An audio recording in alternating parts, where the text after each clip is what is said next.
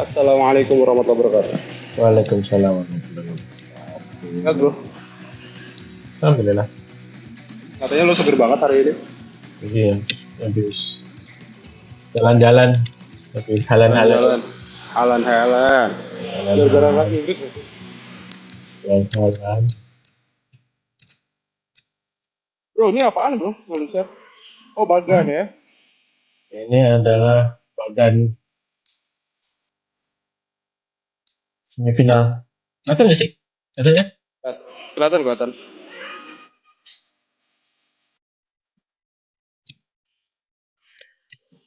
Gimana? Gimana nih hasilnya? Keren ya bro ya. Inggris Norwegia gue terhibur. Inggris baru dia Jujur lumayan. Inggris Norwegia gue terhibur. Spanyol Belgia keren tapi gue nggak terlalu terhibur. Hai, kenapa tidak terlalu Kemarin terhibur? yang paling terhibur ya Prancis Maroko. Maroko sama Iya, iya, iya. eh, Norwegia Inggris. Prancis Maroko ya. Sayang Iya. sekali harus terhenti. Ya, modal saatnya terhenti lah. Susah ya lawan Prancis. Ya lu mimpi aja lawan Prancis kayak begitu skuadnya. Bahkan menurut gue Susah ya. Spanyol udah sorry, Maroko udah sejauh ini udah keren banget loh. Iya sih. Ya kan? Ya, eh, saya balik cedera sih. Cuma kalau enggak mungkin bisa agak Iya. sedikit lah. Heeh. Sedikit lah. BTW ini apaan cuy? Lu mungkin bisa sharing ke gue sama teman-teman. Oh Ini ini Bagan sama Team of adalah the Week ya. bahkan untuk Eh hasil perempat final. Ini. sebelum kita bahas Team of the Week, mungkin kita bisa sedikit apa namanya flashback kali. Mhm. Spanyol Maroko.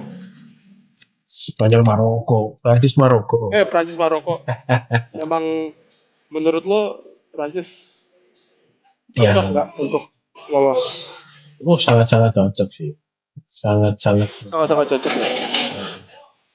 sangat-sangat cocok. Ya, nggak bisa, nggak bisa. Iya, ntar ya Bib, Yo, ntar gue ambil tripod dulu. Masya Allah, gimana?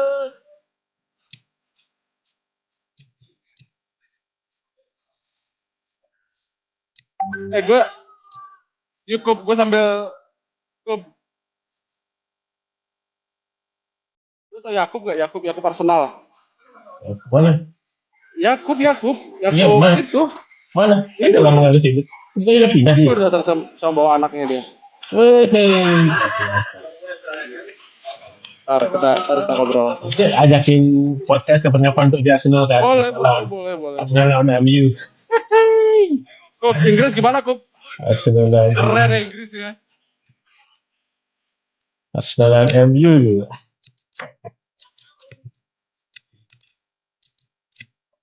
Oke bro, Maroko Prancis keren ya. Ya, ya, ya. Oh, ya udah. Ya udah kebukti. Ya kekuatan Maroko segitulah udah. Ya, Mau harapin menarik sih. apa melawan Prancis ya Allah. Depannya begitu. Terlalu OP Prancis tuh. Iya, cuman gimana? Banget. eh ya nggak tahu sih. Bahwa dia mungkin Wadi sama El El Ainawi mungkin bisa belajar dari yang namanya Adrien Rabiot. Gimana sih caranya Betul. jadi pemain tengah yang bisa filter serangannya? Kayak harusnya ya bisa belajar. Oh ternyata caranya begini. Rabiot itu meskipun Oke. nggak kelihatan, tapi perannya ketimbang juga di sini. Iya betul. Kembali lagi Bib ya kita Buat itu keren, cuma memang kalah pengalaman ya. Yang 18 tahun bro, 15 tahun. 18 tahun Eh, masih gue muda. memberikan kredit positif buat Buadi. Ya, ya. Iya nggak jelek-jelek banget juga sih dia sama Lion juga nggak jelek-jelek. Cuman ya udah lalu bertemu lawan yang pengalaman udah banyak juara dunia juga. Ya udah sih Betul. bukan Keren keren. ya udah respect Bap sama Maroko. Bape emang gila, gua akui. Ya, iya sih. Meskipun Tapi gila. disebut diktator itu, cuman ya di Prancis wah gila sih dia. Ya nggak, gua ngelihat siapa Mbappe ini memang lebih nyaman main di negara ketimbang di klub. Ya, Apa yang gua lihat ya. ya soalnya dia tandemnya juga eh, enak nyaman tuh. Dembele juga gak terlalu egois, di kiri Ya, Way juga gak terlalu egois. Olise mungkin juga kalau santai aja. mungkin kalau Madrid beli Olise kayaknya Madrid ngeri nih. Wah, Kalau ngeri. jadi, Cuman ya kan? bayang-bayang nggak mungkin lepas kan. Apa nggak Iya. lepas banget ya. Bakal dipertahankan. Oh, betul. Sama Oke. salary. Iya, keren keren. So, Spanyol, Swedia, kesalahan apa yang lo lihat di sini? Mungkin sama nggak lo sama dengan pundit yang lain?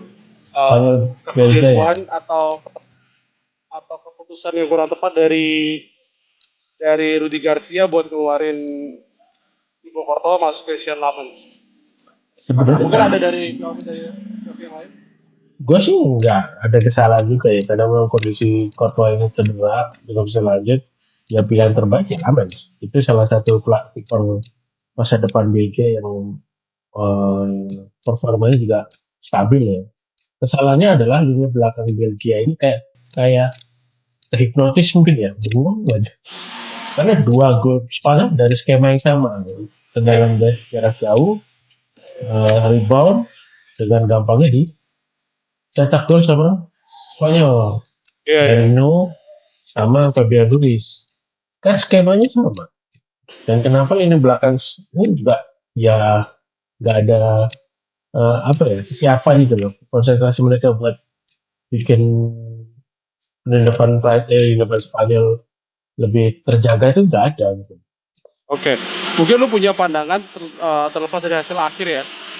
Keputusan dari De La Fuente memasukkan Mikel Merino dan Fabian Ruiz di awal pertandingan ini benar-benar di luar daripada kebiasaan Spanyol nih. Hmm, hmm, hmm. Ya, Gimana? gue juga kaget sih. Biasanya Pedri sama Rodri yang supir. Ternyata kali ini si Fabian Ruiz. Dan ternyata tandemnya juga oke. Terus sama Rodri di tengah juga oke.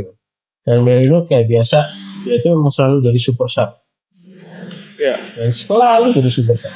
Dan kayaknya De La Fuente tahu nih, kalau Merino dimasukin menit akhir, ini bisa gacor lah. Sayangnya, yang ini nggak dilihat sama Arteta di Arsenal. Jadi oh, dianggurin gitu aja. Cuman Merino kebetulan Belgia keren sih. Dia impresif bisa ada banget. di mana aja. Dia bisa penempatan posisi yang bagus. Kalau Ketika untuk dapat Fabian bola, Ruiz, pun dia bisa cetak gol. Itu keren sih. kalau Fabian Ruiz, Fabian Ruiz, nah udah, itu emang keren banget nih orang.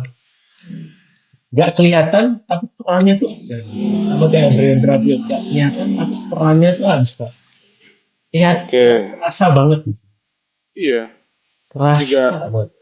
gue ngelihat formasi Spanyol yang kemarin memang dibutuhkan untuk melawan Belgia ya. Mungkin mungkin bukan jadi faktor utama, tapi Hmm. yang gue lihat itu formasi yang diterapkan De La Fuente efektif untuk Sangat obrak-abrik unggul ya. Belgia. Hmm. Terus pendapat nggak? Iya, iya, iya. Meskipun nggak terlalu eh, frontal juga lah, maksudnya nggak terlalu banyak serangan yang mematikan gitu, tapi bikin lini belakang Belgia juga agak sih, terutama duet Iya, back iya. tengahnya. Moy sama Meseli ini emang benar-benar ketele banget lah. Iya. Dengan skema sama kok bisa, Koreknya pinjam bentar. Sorry. Ntar kok pinjam ya, Andra. bisa, kok bisa dengan skema yang sama kok bisa kebobolan. Jauh Betul, loh, betul. jauh banget loh. Shot on goalnya Spanyol itu 8, Belgia cuma 2. Gua rasa juga Belgia udah habis masaknya ya. Ya udah habis lah jelas lah. Kalau ada Lukaku, bahkan yang dibilang termasuk generasi emas, Salemaker, De Catalare kayaknya memang nggak berperan, nggak enggak, bagus-bagus banget. ya enggak bagus-bagus banget. Dan saya juga mungkin mentalnya juga udah mulai menurun. Eh, dia kemarin kan di Atalanta juga setelah dibuang sama Milan kan sempat mulai baik lagi percaya dirinya. Ya oke lah Iya. sebenarnya punya peran yang bagus di sini. Cuman nggak didukung sama ini duanya. Ah, De Bruyne juga udah mulai habis, ya kan? selamat makan. Trossard, Trossard ya oke lah. Bahkan yang gue lihat kemarin KDB juga, ya gue nggak tahu ya, memang udah habis umurnya, udah habis usianya. Hmm. Sentuhan magisnya KDB itu nggak keluar. Ya, ya, VDP udah habis. Aliran, iya kan? Yuri Tillman Betul. nggak bisa bergerak banyak. Nggak bisa gerak banyak.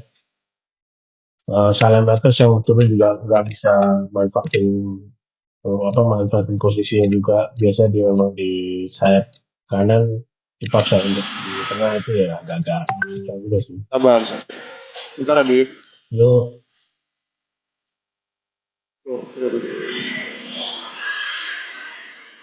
menurut lo Jeremy Doku gimana? Kayak nggak seperti biasanya di Piala Dunia ini ya? Atau mungkin juga dia nothing tulus karena udah ngelahirin anak istrinya kan? ya gimana ya? Poin-poin kayak gini berpengaruh gak, bro? Sangat-sangat berpengaruh sih. Mungkin juga karena perhatiannya udah nggak di Piala Dunia, dia mungkin udah mikir di keluarganya. Ya sebenarnya agak jelek, ada jeleknya juga sih. Eh, Kepecah lah istilahnya konsentrasinya. Iya. Cuma ya kita juga nggak bisa salahin Doku juga kan. Ya mungkin punya anak pertama, di kondisi yang Iya, kayak iya. gini. Ya oke lah.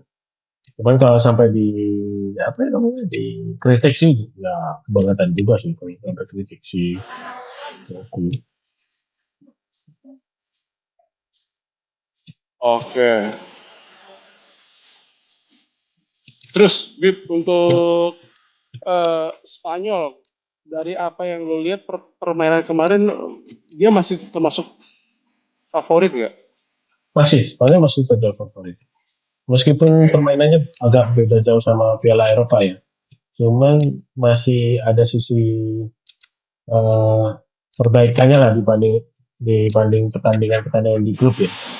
Iya. Mereka udah mulai chemistry udah dapet meskipun masih ada eh, Barca eh, apa ya kayak Barca gitu kubu bukan Iya, iya. Barca Masih ada itu ya, masih masih ada ya ada. masih kelihatan cuman secara keseluruhan Spanyol udah main sebagai tim.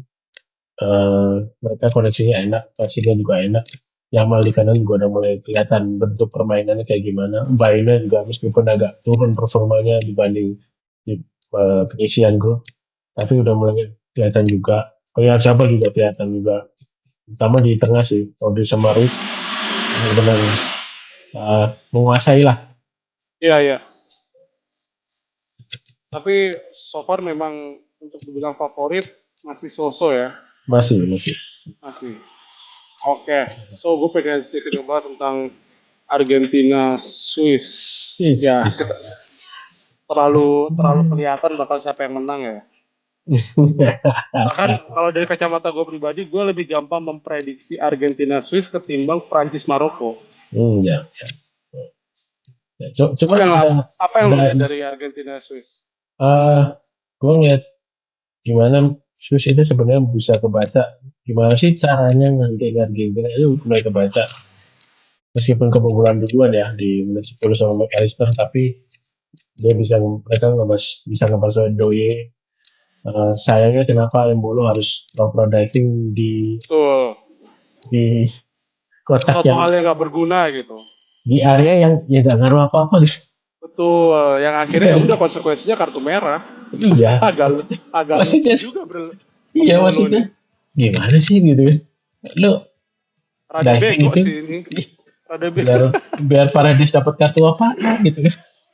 Iya. Gue nggak tahu apakah ini memang instruksi pelatih atau memang dia punya inisiatif sendiri. Gue nggak tahu juga nih. Tapi Iya, agak unik ya. iya sih. Inisiatifnya aneh sih, Bro. Aneh, betul. Ya udah, akhirnya lu harus bayar mahal Iya, harus bayar daripada mahal. kekalahan Swiss itu. Dan Iya, Argentina lolos, gua rasa deserve.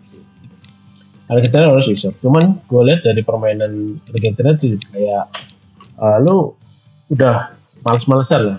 Kayak aku udah dapat Piala Dunia 4 tahun kemarin gitu. Ngapain Iya, lagi iya. gitu. Udah Iya, kayak iya. eh, udah Nggak turun segerget biasanya gitu ya. ya apa namanya giroh gitu. Girohnya kurang. Iya, Girohnya setuju tuh gua. kayak, Tapi alhasil ya memang Lautaro Martinez dan kawan-kawan bisa bermain sedikit lebih fluid gitu. ya, Buktinya ya bukan hanya Messi menjadi aktor, bahkan beberapa pemain juga. ya. Peran Messi masih kelihatan banget. Jadi Ya. Argentina masih terlalu ngandalin Messi juga sih. Masih Oke. ngandalin. sangat-sangat Ya, merekomendasi. menarik. Tapi sebenarnya memang kalau perjalanannya Argentina terbilang mudah enggak, tapi sebagaimana para pundit juga bilang Argentina kemungkinan akan masuk ke sampai semifinal dan itu terbukti Ya, betul. ya Dari pasti. apa yang dihadapi gitu kan. Ya, pasti Cuma sih. yang memang agak sedikit menarik ini adalah apa? Inggris gitu. Sorry Norwegia. Ini Norwegia yang gue bilang tuh Itu ternyata sayang dia bisa sejauh sekali. ini asli. Inggris Argentina itu bikin mata gue tuh melek selama 90 menit kok. Norwegia Inggris keren. Tapi lu melihat adanya kejanggalan nggak? Ada beberapa meme mengatakan itu bilang kalau ternyata Norwegia meng-Cristiano Ronaldo kan Erling Haaland. Nah itu lu setuju nggak?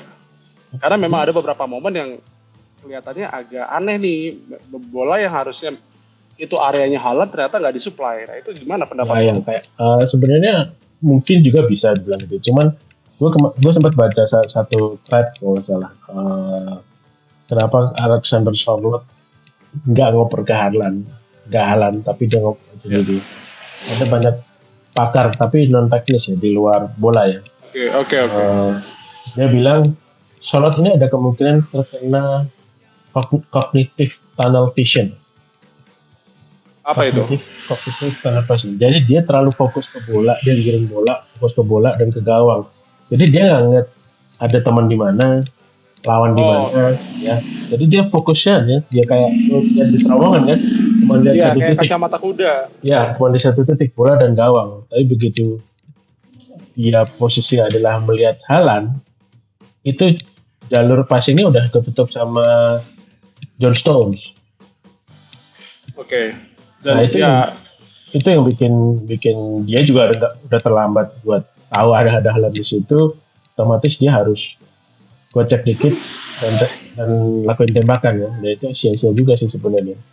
Nah, ini ya nggak bisa salahin Charlotte juga sih meskipun dibully abis. ya menarik juga tadi lo bahas tentang kognitif apa tadi, sorry? Mungkin Cognitive teman-teman juga perlu tunnel vision. tunnel vision. Tunnel vision. Cognitive tunnel vision, di mana seseorang itu memang lebih fokus pada titik di depan, objek di depan ketimbang sekeliling gitu ya, mungkin bahasa kasarnya. Kira-kira hal ini juga mungkin sering kejadian juga di sepak bola atau pemain lain yang kita sebagai komentator kita ngeliat itu ruang lo itu ada terang, tapi kenapa lo nggak supply gitu ya? Ya, bisa. Ya ini berkaitan sama football IQ juga sih. Mungkin kalau Messi, Ronaldo, Mbappe, Olise, mungkin nggak akan kayak gitulah ya. Kemungkinan kecil lah, karena football IQ mereka tinggi sih. Alessandro Del Piero, Andrea Pirlo, orang-orang yang bisa scanning gitu, kemungkinan kecil akan menderita kayak gitu. Ya mungkin disinilah letak perbedaan dari pemain yang memang memiliki kalau bisa gue bilang menjadi pembeda dengan teman-teman lain kali gitu ya. Dan dimana dia bisa hal-hal seperti itu tuh nggak menjadi sesuatu yang mendistract dia, bahkan dia mengkontrol, mungkin begitu ya. Oke. Ya. Sorry to say angka 21 juga menjadi harga yang harus dibayar itu. Ya. Inggris beruntung punya Beruntung banget Johnston gak cedera, masih ada backupan. Walaupun agak mati-matian karena ternyata gol offside, syukurnya offside. Iya kan? Harry Kane dijaga habis-habisan. Beruntung Inggris punya Jude Bellingham. Ya, beruntung Inggris punya Jude Bellingham. Nah, ini mungkin sebenarnya lampu kuning buat Tuchel. Ken dimatiin, oke, masih ada Bellingham. Gimana kalau Ken dimatiin dan Bellingham dimatiin? Bib, gini. Pertanyaannya. Oke. Nanti itu artinya kita akan coba kita punya opsi kan. Opsinya adalah 2 winger. Apa yang lo lihat sejauh ini dari 2 winger Inggris? Atau enggak mungkin winger kanan, winger kiri, siapapun pemainnya, either itu Gordon, Rashford, atau Saka maupun si Madueke. Apa yang lo lihat sejauh ini? Sejauh ini Gordon mulai membaik. Jauh lebih baik daripada waktu lawan Kongo atau sebelumnya ya, masalah lupa di grup ya. jauh banget lebih baik. Tapi Madueke masih gitu aja, stuck monoton gitu, kayak begitu aja. Dan ini masih dipertanding Tuchel gitu, baru diganti juga Ya, bagus. ya. Mungkin bisa coba Tuchel mainin Rashford di kanan atau enggak Bukayo Saka mulai dari awal. Terus juga ada beberapa penyerang yang mungkin bisa juga ganti formasi yang nggak dibaca tim lain sebagai strategi atau sebagai plan B lah. Jadi lu jangan maksud Madueke di situ aja karena kelihatan banget dia nggak bisa berkembang di kanan. Dia bingung. Ketika Bellingham masuk ke kanan dia harus gimana? Ketika Bellingham mundur dia harus gimana? Itu masih kelihatan bingung. Beda sama Gordon. Gordon itu bisa menyesuaikan posisi sebelah kiri. Nico Aureli masuk dia agak ke sayap. Begitu dia turun Aureli naik ke depan. Udah kelihatan tektokannya. Tapi kalau Madueke masih gitu-gitu aja. Oke, Belum ada thank you Bib buat pengembangan. review dari lo. Nah ini sebelum kita masuk nanti ke pertandingan minggu depan yang dimana di situ ada Inggris Argentina, ini big match. Jujur ini semifinal bener-bener literally big match. Argentina Inggris klasik lagi nih, ini klasik, klasik. Kemudian Prancis Spanyol ini juga jarang ketemu, tapi biasanya mereka ketemu nggak di partai besar, di puncak-puncak pertandingan, tapi kita masih bisa masuk kategori klasik ya. Oke, sebelum ke situ, Bib. Di sini ada tampilan dari teman-teman bisa cek juga, ada tampilan Team of the Week. Nah, dari apa yang disajikan dari Vote, lu setuju atau ada pandangan berbeda? Gua ya hampir setuju sih. Sangat-sangat setuju. Mbappe, Messi oke, masih bisa. Lalu Bellingham cuman paling McAllister sih. Oke. McAllister sih. Gue lebih prefer Adrien Rabiot sih yang masuk situ. Adrien Rabiot ya. Ya udahlah. Tapi nanti terkesannya monopoli player nggak ya? Ya. Tapi ya kalau apa yang gue lihat di lapangan ya, dilihat daripada statistik yang dilawan Inggris itu yang dilawan Argentina itu Swiss, yang dilawan Prancis itu Maroko. Yang kalau kita compare, mungkin gue pribadi lebih kuat Maroko ketimbang Swiss. Tapi dalam hal ini McAllister mungkin ya statistiknya 8,3. Ya, kecuali Argentina ngelawan Maroko mungkin hal yang berbeda kali ya.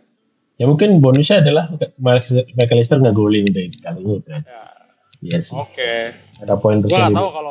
Gua nggak tahu jika ternyata yang dihadapi Argentina adalah Norwegia. Gua nggak tahu apakah McAllister bisa ada di papan daripada Team of the Week ini atau enggak, gua nggak tahu. Tapi ya this is it. Semua pemain memang gua lihat Mbappe, Messi, Doye, Dembele dan mereka benar-benar keren. Kalau untuk kiper, Bib? Kiper ya, gue akuin Bono luar biasa sih lawan Prancis. Lu digempur habis-habisan begitu masih tetap berdiri tegak gitu sih. Bono, Yasin Bono, buat keladi itu. Memang luar biasa sih. Agree. Mungkin kalau teman-teman ada punya Team of the Week yang lain atau ingin di-replace satu sama lain, mungkin kalian bisa sharing di kolom komentar nanti ya, siapa yang harusnya siapa, atau lu punya pandangan atau tim yang pemain yang berbeda gitu kali. Mungkin nanti next podcast gue akan share Team of the Week versi gue deh. Oke. Boleh, menarik untuk kita share ke teman-teman. Iya. Oke, thank you Bib. Itu tadi Team of the Week. Untuk goal scores. Masih ada Mbappe. Mbappe dong tuh. Mana ya? Kita coba. 8 gol Mbappe. Oke. Erling Haaland harus pulang. Mohon maaf. Speaking. Ya, tapi tetap legacy seorang Erling Haaland di pertandingan Piala Dunia 2026 ini gue bilang impresif. Masih panjang, masih sangat panjang. Masih sangat muda. Itu luar biasa. By the way, ternyata siapa Jude Bellingham juga punya kans ya. Dia ada kalau nggak salah 5 gol atau 4 gol. 5 gol. Iya, 5 gol. 5 gol ya. Masih ada kans. Jude Bellingham ini juga mencuri perhatian, men. Oh, William 6 gol. 6 gol tuh kan. 6 gol, Harry Kane juga 6 Bahkan- gol. Wah, Iya, masih bisa. masih bisa ini. Masih bisa. Tapi memang fakta mengatakan Piala Dunia kali ini itu bertabur gol. Ya, Ya, benar. secara data. Benar. Lebih banyak golnya dibanding Selain bertabur gol, kiper juga nggak kalah mentereng, men. mantap. Kiper juga makin luar biasa nih. Betul. Luar biasa nih, kita lihat gol assist. Iya. Luar biasa. Assistnya masih Michael Olise dengan 5 assist. Michael Olise. Kayaknya Bruno Guimaraes sudah, gua rasa memang Michael Olise bakal menjadi, kalau gue mungkin akan tetap menjadi pemain terbaik ya. Karena mau Bisa bagaimanapun Mbappe bisa seperti itu karena ada motor di belakangnya. yang paling dekat Itu kalau gue pribadi. Ya, paling Anthony Gordon 3 assist, Messi 2 assist. Ya, dia udah 5 assist. Cuman ya kayaknya Olise lah kayaknya. Olise. Memang gue juga setuju sih Olise. Makin mahal harganya, bro. Tuh, nggak tahu di Madrid bakal gila-gilaan nggak nih. Oke, sebelum nanti kita bahas rumor transfer, bro. Ya. Pertandingan minggu depan, klasik match di dua sisi, bracket kanan, bracket kiri. Prancis, Spanyol, Argentina, Inggris. Kita nggak bisa bilang ini pertandingan yang gampang untuk Prancis. Buat teman-teman yang menjauhkan Prancis, lu jangan langsung jumawa karena lawannya Spanyol. Spanyol juga nggak buruk, men. Kampion Euro 2022. 2024. Kemudian Inggris Argentina seorang Argentina merupakan juara bertahan di 2022, which is akan melawan Inggris yang sebelumnya itu benar-benar di Euro menjadi juara dua ya. Runner up loh. Nah, ini sorry dan dari keempat tim ini satu negara yang memang belum pernah dan semuanya sudah pernah mengangkat Piala Dunia, tapi memang betul Inggris jaraknya jauh banget. Berapa tahun ya? 60 tahun. 60 tahun dari eranya Sir Bobby Charlton dan George Best. Gila. 60 tahun. Cuman ada fun fact unik ya. 4 finalis ini masuk 4 besar ranking FIFA. Prancis, Argentina, Spanyol, Inggris. 1, 2, 3, 4. Oke. Yang kedua fun fact ya. 3 dari 4 negara ini masuk semifinal Piala Eropa. Formatnya sama. Prancis lawan Spanyol, Inggris lawannya Belanda. Nah, sekarang Belanda diganti sama Argentina. Oh ya, sekarang Belanda diganti Argentina. Bahkan lebih ngeri lagi. Menarik loh. Nah, itu cuma Prancis memang benar-benar jangan terlalu jumawa ya, meskipun mereka main bagus karena 2024 2 tahun yang lalu Prancis kalah sama Spanyol 2-1. Meskipun skuadnya beda sekarang ya, Prancis ya. Oke, coba kita sedikit masuk lebih jauh ke Prancis Spanyol, men. Dan lu mau join? Join aja, bro, santai. Bro, by the way, sorry kita kedatangan brand ambasadornya Osborne Gym nih, men. Ini Cardinal nih, men. Woi, ini bagian untuk pelatih fisik nih. Pelatih fisiknya Mbappe. Gak usah goyang-goyang, gila. Pelatih fisiknya Mbappe. Katanya di gue. Harga diri kita turun, men. Nggak apa-apa. Pokoknya nanti Inggris berhubung Inggris. Oke. Oke, menarik untuk kita bahas Portugal setelah sudah melakukan penunjukan pelatih baru, pelatih yang di Al Nassr, nanti kita bahas. Oke. Jorge Ruiz. Jorge Jesus. Sebelum kita bahas Jorge Jesus, gue pengen kembali fokus ke Prancis Spanyol. Iya. Kalau dari kacamata lu secara in general, bukan secara in detail, yang paling berpeluang untuk bisa lolos ke partai final siapa? Wah, ini susah sih, 50-50. Karena nggak bisa ketebak. Prancis emang lagi on fire banget. Tapi Spanyol juga nggak bisa dipandang-pandangin. Skuadnya Spanyol nggak ada yang berubah di semifinal ya. Masih ada Unai Simon, Cucurella masih main, Laporte masih main, Rodri, Fabian Ruiz masih main, Olmo Yamal masih main, Oyarzabal masih main. Paling yang Dan tambah gua kan ada rasa, Kuban ya. oke, ini kenapa gue bilang pertandingan klasik. Inggris Argentina klasik di major event yaitu Piala Dunia Ya. pun Prancis Spanyol selain major event Piala Dunia, tapi ini terkesan seperti El Clasico-nya La Liga, men. Iya. Madrid Barca. Madrid Barca. Nah, ini Iya. pandangan lu gimana? Ya ini luar biasa sih. Yang menarik ada fun fact, Mbappe itu selalu ngegolin Habib ke dia nggak dukung gawang. siapa? Dia dukung wasit dia Habib nih. Bro, dukung siapa? Jangan bilang Ustaz Habib Basalamah ya. Oke, lanjut. Mbappe itu selalu bisa ngegolin ke gawang Barcelona, di mana situ ada Kubarsi, ada juga Pedri, Ruben Garcia, ada Pedri. Nah, cuma permasalahannya adalah Spanyol sekarang bukan di era Barca. Ada Cucurella, ada Laporte, di kanan ada Pedro Porro, baru ada Kubarsi, dan kipernya Unai Simon. Jadi ini agak beda banget nih. Dan Prancis juga beda ya. Di belakang juga oke, masih sama, ada Konde, ada Upamecano, Saliba, Lucas Digne. Di tengah ada Rabiot sama Tchouaméni. Cuman di depan ini beda banget. Masih ada Mbappe dan Dembele ya, cuman ada sosok Olise sama Dewi. Dimana dua orang ini nggak ada di 2 tahun yang lalu. Dua orang ini diganti sama Randal Colomwani yang memang lagi turun-turunnya itu. Jadi seru nih. Oke. Siapa yang lolos masih belum tahu. Nah, hal-hal non teknis seperti kayak Barca against Madrid, El Clasico, yang dimana pemain-pemain ini sudah sering ketemu di Liga. Nah, hal-hal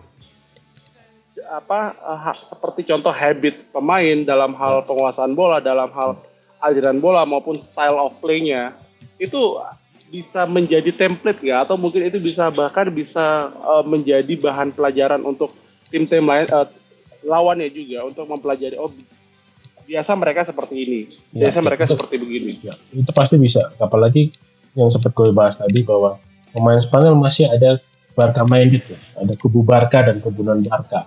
Pedri kelihatan agak sungkan atau mungkin agak males lah ngoper ke agak malu-malu gitu Pak. Ngumpan atau passing ke pemain yang bukan Barca. Kayak dia selalu ke Dani Olmo atau Lamine Yamal, tapi jarang dia langsung ke kiri alias Baina. Itu dia akan ke belakang Pogba sih. Ini masih kelihatan banget template. Makanya waktu lawan Belgia dia nggak dimainin dari awal, Fabiano saya dimainin, lebih fluid, lebih organisir. Nah, ini yang juga mungkin bisa jadi senjata juga melawan Prancis. Sebenarnya Spanyol nggak perlu cetak gol lebih banyak lah. Yang penting 1 gol 2-1, beda 1 gol, nggak masalah. Yang penting menang. Di era sekarang dari tangannya De La Fuente kita bisa lihat perbandingan yang jauh banget antara era Vicente Del Bosque di 2010-2012, bahkan masih di era 2014-2016 ya. Spanyol itu sudah tidak lagi memainkan ball position atau position game. Nah, ini lo melihat sejauh apa akan berimpact pada pertandingan? Ya, ini pasti berimpact banget sih. De La Fuente mungkin lebih pragmatis ya. Kayaknya dia nggak terlalu mikirin tiki-taka, dia nggak perlu mikirin possession. Yang penting gimana dia bisa nyetak kemenangan. 1-0 pun nggak masalah, 2-1 pun nggak masalah, selisih 1 it's okay. Yang penting mereka tetap lolos sesuai dengan target. Apalagi mereka sebagai kandidat sebagai juara 2024 Piala Eropa dan favorit juara di 2026 ini. Cuman terlalu nggak salah. Position ya lah. Yang penting menang gitu. Oke, tapi kalaupun memang nanti jika De La Fuente mainin skema positioning game, itu seberapa efektif kalau ngelawan lini tengah Prancis? Nah, ini yang harus diperhatikan juga sih. Position game-nya dalam bentuk apa? Kalau cuma sekedar back pass karena dia susah nembus pertahanan Prancis, ya ini bahaya juga. Cuman kalau position game dalam tujuan buat narik 2 back Prancis buat maju, Saliba sama Upamecano maju atau Konde sama Digne maju, ya mungkin bakal lebih efektif. Cuman kalau back pass sekedar position sekedar back pass, kiper balik lagi ke belakang, kiper lagi. tergantung gimana tipenya De La Fuente. Oke, Bib. Nah, itu tadi terkait Spanyol. Kalau untuk Prancis sendiri lo lihat bakal ada masalah besar atau ya bagi Didier Deschamps hal seperti biasa aja, seperti bermain seperti pertandingan-pertandingan sebelumnya. Ya, kayaknya kalau bagi Prancis, ini kayak ya udahlah kita hadapin. Karena udah OP banget ya. Iya. Udah overpower, man. Kita hadapin, ayo kita hajar. Apalagi Mbappe juga mungkin gue bilang Mbappe hampir sama kayak Messi di Argentina ya, dimana semua pemain support dia, dan ternyata N'Golo Kante pun nggak terlalu bermasalah juga sama Mbappe, dia juga support meskipun dia sampai sekarang belum main karena faktor cedera lututnya yang masih belum sembuh.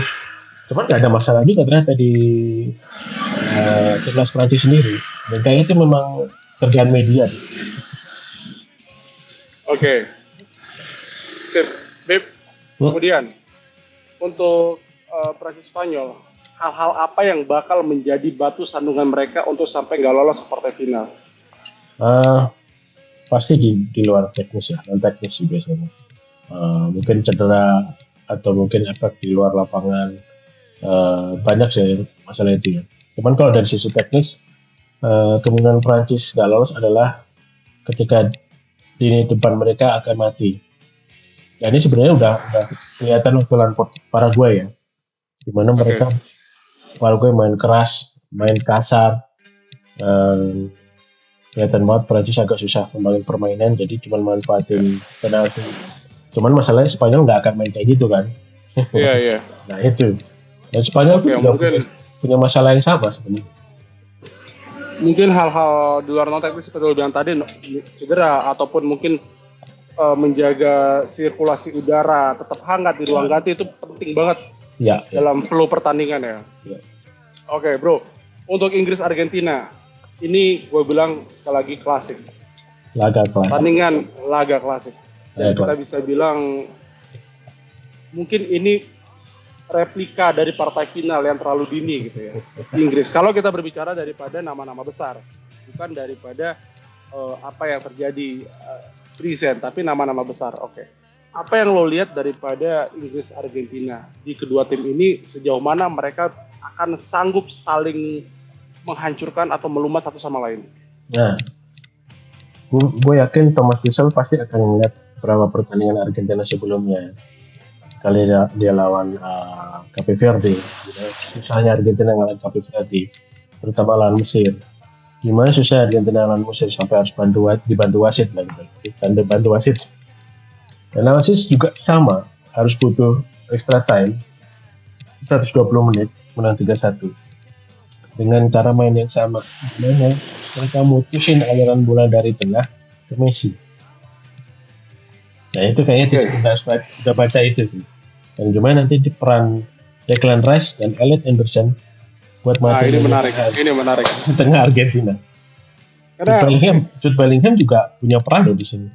Dia sebenarnya adalah gelandang tengah yang dipaksa untuk naik ke depan, gelandang serang dan efektif. Dan gimana Argentina nanti? Mungkin dia juga bisa jadi nomor 10 atau bisa menjadi false nine. Mungkin kalau makanya. Oke. Bro, Argentina itu bisa ada tiga pemain tengah yang punya peran andil ya. Elliot Anderson, Declan Rice sama Bellingham. Gimana nanti tiga orang ini mampu nggak mati lini tengah Argentina? Kalau mereka mampu, ya udah.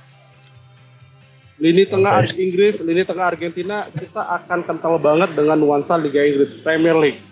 Di mana ada Enzo Fernandez, Alexis McAllister, Declan Rice, maupun Elliot Anderson. Ya. Nah, di sini mereka udah seperti kita bahas tentang El Clasico untuk Spanyol dan Prancis. Di sini kira-kira memang mereka akan bertarung seperti apa nih, bro? Karena yang gue lihat di sini ada memang Chelsea melawan Arsenal. Iya dong. Nah, ini seperti apa yang lo bakal lihat kerasnya lini tengah? Mungkin apakah ini akan berpengaruh atau mungkin nggak sedikit untuk berpengaruh pada aliran bola kepada Messi ataupun Messi untuk ke teman-teman yang lain? Itu yang lo lihat seperti apa, men? Ya ini peran, kalau di Argentina ada peran sosok Rodrigo de Paul yang mungkin akan sebagai gelandang jangkarnya. Dia akan jadi tabrak sini bareng Paredes, biar Enzo Fernandez sama McAllister lebih fluid support Messi sama Lautaro atau mungkin Julian Alvarez. Kita di Inggris ada Elliot Anderson sama Declan Rice yang juga mungkin akan punya peran yang sama. Ini pasti bakal seru sih. Dua orang ini akan melawan tiga orang Argentina dan mungkin Jude Wow. Bellingham akan turun juga ya 3 lawan 3 yang akan berjibaku nih di tengah nih. Siapa yang berhasil matiin ini di tengah dan jadi pemenangnya buat supply bola ini bakal seru. Oke. Karena ini laga klasik, seperti yang kita ketahui, pemain-pemain Inggris itu punya kesulitan yang sangat luar biasa menghadapi tim-tim asal Amerika Selatan. Pandangan lo? Ya. Ini kayaknya udah mulai ditemuin sama Thomas Tuchel sih sebenarnya ya. Meskipun gua masih mengkritik dia kenapa tidak panggil Cole Palmer sama Phil Foden. Cuman di satu sisi gue cukup salut sama dia gimana dia percaya sama squad yang ada sekarang. Madueke tetap dipercaya meskipun masih di bawah perform dan dia tahu gimana caranya untuk ngeluarin performa terbaik Inggris. Ya, Harry Kane ketika tumpul masih ada Jude Bellingham, Elliot Anderson dikeluarin semua kemampuannya, Declan Rice pun juga. Konsa yang biasa di back tengah dipaksa digeser ke kanan karena nggak ada stok lagi kan. Tapi main bagus Konsa semalam. John Stones dihujat terus di penyisian grup, main bagus kemarin. Ya, ini juga cukup salut sih gimana Tuchel mampu mengorganisir pemain-pemainnya, mampu angkat motivasi pemainnya yang bisa punya peran penting nanti ketika lawan Argentina. Ya. Oke, bro. Nah, Emiliano Martinez, Jordan Pickford memiliki dua kiper yang memiliki postur kurang lebih sama. Ya. Kekurangan jangkauan terhadap bola-bola atas atau bola pojok itu mungkin merupakan sebuah namanya bisa dibilang kekurangan yang perlu diperbaiki. Ya. Terbukti dari gol kemarin dari Norwegia itu bolanya memang gua rasa mungkin kalau kita bisa bilang itu Buffon atau De Gea atau Thibaut Courtois atau kiper-kiper tinggalnya itu mungkin bisa terjangkau. Nah, hal-hal bola seperti ini nih yang mungkin apakah bisa termasuk menentukan faktor daripada pertandingan? Ya. Sangat-sangat bisa ya. Dua kiper yang akan sulit untuk menahan crossing, ditambah dua back tengah yang juga sulit untuk menyundul. Secara statistik aerialnya juga kurang ya. Aerialnya sangat-sangat kurang. Dan kita di Argentina kita tahu ada Lisandro Martinez yang sangat-sangat pendek.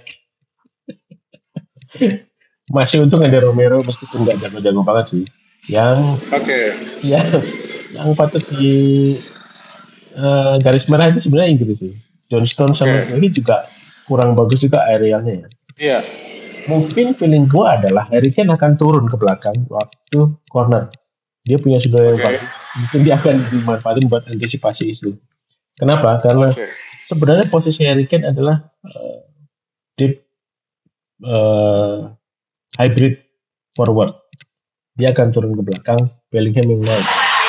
Dia akan membagi bola ketika dia susah untuk nembus pertahanan lawan. Jadi ketika dia turun, Bellingham akan naik, maka pertahanan lawan akan fokus ke Bellingham dan dia bisa running from behind dari situ. Untuk Madueke mampu nggak manfaatin itu.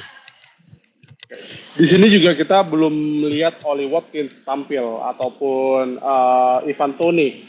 Tapi mungkin hal-hal jika memang terjadi perpanjangan waktu nanti ya, ada chance nggak untuk mereka dimainkan? Kemungkinan besar ada. Kemungkinan sangat-sangat besar ada. Mungkin justru gue akan lebih concern ke posisi Rashford ya. Mungkin dia akan turun lebih dulu di babak kedua super sub ya. Menarik. Dan pasti jelas Prancis, Spanyol, Inggris, Argentina akan memainkan laga yang sangat hard game. Ya. Sedikit membosankan iya karena memang keduanya sama-sama kuat. Sebagaimana ilmu fisika, jika kedua benda memiliki massa yang sama-sama besar akan terjadi stagnasi di situ kan. Tapi menarik yang gue lihat adalah akan terjadi adu strategi dan memang adu skill dari setiap pemain. Kalau lo pribadi gue tanya nih, men. Kalau lo pribadi, final yang ideal menurut lo siapa? Prancis Inggris ideal. Ya? Oke, menarik. Mungkin juga teman-teman kalau misalkan ada yang punya POV berbeda dari pada jagoan lo bisa ketik nanti di komentar ya apapun itu. So, thanks bro, that's our review about previous game Ya, and preview for preview next for games. semifinal. Yeah, England against Argentina or France against Spain. By the way, nah itu tadi kita udah bahas. Nanti mungkin kita akan ngebahas lagi terkait menjelang partai tiga besar atau mungkin partai final. Tapi dari yang gue tangkap memang POV lu memiliki ekspektasi yang ideal adalah Inggris dan Prancis. Dan Prancis, itu ya. juga jadi concern gue sih. Karena pengen gue lihat ini generasi emasnya Inggris ketemu sama generasi emasnya Prancis. Iya, betul. Betul ya. Oke, let's see by the way bro. Nah, that's all untuk gamesnya dan juga beberapa analisa itu thank you banget. Oke. Gue juga pengen tahu nih beberapa mungkin ada insight atau apapun itu di non teknis di luar off the pitch mungkin Off the pitch ya mungkin masih rumor terkait ini Bib, penunjukan langsung pengunduran diri seorang Roberto Martinez kemudian statement daripada ini akhirnya ada buka suara nih Jorge Jesus ya memberikan sinyal bahwasanya pemain tengah Portugal yang lo semua bilang mereka terbaik di klub mereka semua ampas. Menurut lo gimana Bib? Gue bakal kritik fans Ronaldo ya. Mereka secara skill nggak ampas, tapi secara ego ya. Ego mereka lebih tinggi daripada skill. Ya mungkin ada faktor lain ya, mungkin karena Ronaldo terlalu otoriter, gue nggak tahu juga di dalam langkah mereka gimana. Cuman ada statement yang kenapa akhirnya gue bilang dia terlalu egois, terlalu sombong. Ya mungkin dia sombong juga, mungkin sebagai pencitraan diri kali ya. Dia bilang Portugal sebelum dia ada nggak pernah juara, nggak pernah masuk final, tapi begitu dia ada bisa masuk final, bisa dapat 3 piala. Ya benar sih. Tapi lo kayak mengerdilkan peran pemain lain gitu lah. Oke. Sangat-sangat beda ketika Mbappe sama Messi ditanya, dia meskipun agak sombong dikit mereka berdua, tapi tetap ada kredit juga buat pelatih, buat main. Oke, bro. Nah, penunjukan Jorge Jesus di timnas Portugal ini pasti akan memberikan dampak empiris, pengalaman empiris di mana Jorge Jesus 2 musim sudah menangani Ronaldo di Al Nassr. Nah, kehadiran Jorge Jesus kira-kira menjadi sinyal nggak untuk timnas Portugal masih menggunakan jasa seorang CR7? Pastilah. Jorge Jesus masuk Al Nassr itu karena keinginan Ronaldo. Stefano Pioli masuk dalam total, makanya dia dipecat oleh Ronaldo, bukan oleh manajemen Al Nassr ya, tapi permintaan Ronaldo. Habis itu dimasukin Jorge Jesus buat mendukung dia untuk dapat piala di Liga Arab Saudi. Dan kayaknya Portugal pun sama gitu. Ronaldo mutusin Jorge Jesus dipanggil supaya bisa support dia di tim nasional. Bisa jadi nanti 2030 Ronaldo juga akan main. Oke, dalam hal ini berarti Euro 2028 itu masih memungkinkan kita akan menonton mungkin the second last dance seorang Ronaldo yang dimana akan terjadi rejuvenation, pembaharuan, regeneration terhadap tim Portugal yang gua nggak tahu apakah ini pemain akan membosankan ataukah malah menjadi lebih menarik. Gua nggak tahu seperti apa. Gua akan membosankan. Oke, kenapa tuh? Membosankan.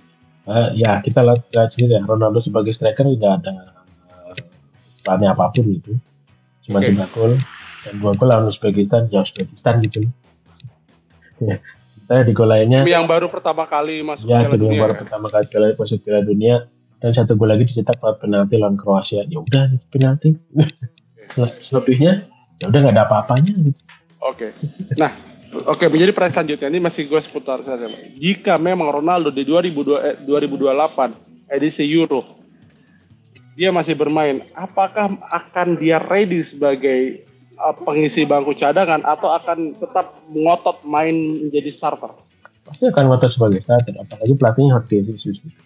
Dimana di Al Nassr pun ya kita tahu lah ya, Jorge Jesus ditarik Ronaldo ngelatih dia, dan di Portugal pun sama ya, pastinya bakal jadi starter. Oke, sip. Ini menarik untuk kita bahas. Mungkin nanti timnas Portugal ya akan terjadi terpecah belah ya, baik dari Ya. fans Ronaldo maupun tim Portugal itu sendiri akan memiliki pihak yang berbeda terkait. Tapi akan terjawab nanti. Bib, gue mau tanya juga ada info apa nih yang lagi hangat-hangatnya, mungkin seputar rumor yang atau mungkin pembelian MU kemarin yang mungkin berhasil mendatangkan pemain dari Chelsea. Gue nggak ya akhirnya gue nggak tahu terjadi sebuah drama di situ yang dimana Garnacho dibeli dari MU, kemudian pemain Chelsea dibeli oleh MU nih. Ya, si Gimana? Andre Santos ya. Andre Santos Ya. kemungkinan dia dibeli buat tutup kegagalan Ederson ya, karena gagal tes medis. Cuman rumor yang terbaru adalah MU bakal beli kiper baru lagi, kayaknya buat gantiin Onana. Dan kabarnya, gue nggak tahu apakah udah 100% mobil. Cuman MU lagi coba negosiasi dengan, gue lupa lagi klubnya namanya apa. Kita gue cari dulu. Oh, Kiper kasta kedua. Kiper dari Paraguay. Ya. Siapa tuh? Orlando Gil. Orlando Gil. Oke, menarik. Postur oke. Performa terakhir lumayan. Ya, itu sih kabarnya ya, cuman masih belum tahu siapa bukan. Cuman kabarnya ini lagi tertarik datangin Orlando Gil. Harganya masih belum tahu berapa. Oke, ada yang lain, Bib? Yang lain masih sekitar Tottenham Hotspur, masih gitu lah. Hotspur udah lagi benar-benar gila nih di bursa transfer nih. Ya, gue setuju. Hotspur lagi nggak tahu duit dari mana nih, memang kayaknya lagi menguras kantong banget. Iya makanya. Banyak banget lagi dibeli. Trincao udah mau dibeli. Terus Osman Diabate juga. Gila nih. Terus Randal Kolomwani juga. Wah, ngeri. Gue nggak tahu apakah ini akan menjadi bumerang buat Spurs atau memang ini menjadi proyeksi yang gemilang di season selanjutnya. Tapi malah ada nama Balogun juga di tapi emang kalau menyayangkan banget nama-nama seperti yang kita udah bahas kemarin ya, youngster atau mungkin rising star, Balogun, kemudian ada Ahmad Buadi, pemain-pemain yang sekelas mereka masih muda, itu nggak dilirik, kayak gue sayang banget. Iya sih, ya. Cuman gue penasaran juga sebenarnya sih. Mungkin nanti kita bisa bahas khusus Liga Inggris ya. Oke, boleh. Gimana performa Spurs di bawah Roberto De Zerbi? Ini kayaknya bakal keren sih. Oke. Menarik. Bro, Baga Pundit, thank you banget lo sudah bantu gua menganalisis beberapa pertandingan dan prediksi dari apa yang akan bertanding di next dan juga beberapa rumor ya. Thank you banget, gua apresiasi, gue juga butuh saran-saran lo atau mungkin insight lo terkait perkembangan sepak bola ya. Mungkin ataupun ada rules atau terkait kebijakan FIFA yang perlu kita bahas, nanti coba kita kulik lebih lanjut. Siap. Oke. Brother Blaga Pundit, Brother Bro Habib, gue thank you banget. Akhir kata gue undur diri. Wassalamualaikum warahmatullahi wabarakatuh. Waalaikumsalam warahmatullahi wabarakatuh.